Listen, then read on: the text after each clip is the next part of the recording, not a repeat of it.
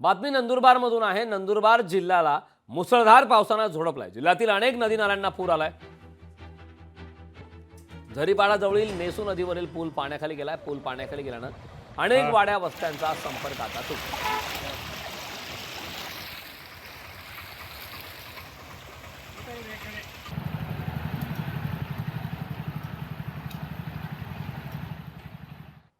नेसू नदीला पूर आल्यामुळे झरीपाडा ते जामदेवड या फरशीवरून पाणी वाहत आहे।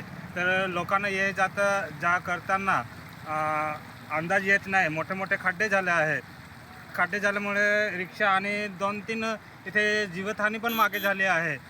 त्यामुळे प्रशासनाने याकडे लक्ष द्यावं, कारण खानबारा आणि नंदुरबारला जाण्यासाठी हा मुख्य रस्ता आहे। हे जवळपास 25-26 गावे या रस्त्यानं ये जा करतात। लवकर प्रशासनाने याकडे लक्ष द्यावे हीच माझी विनंती आहे। 3-4 दिवस जास्त पाऊस झाल्याने ही फरशीचं आपण बघताच आहे, मधल्या भागात मोठमोठे खड्डे झाले आहे आणि तळे पण गेले आहे। 3-4दा इथे म्हणजे हानिकारक पण झाली आहे आणि शासनाला एकच विनंती आहे की रिपेरिंग करून द्यावं असं, नाहीतर आम्ही ग्रामस्थ 25-6 गावकऱ्यांनी आम्ही रस्त्यावर आंदोलन करू असं सांगत आहे। लोकशाही मराठी ऐका, पहा, जागरूक रहा।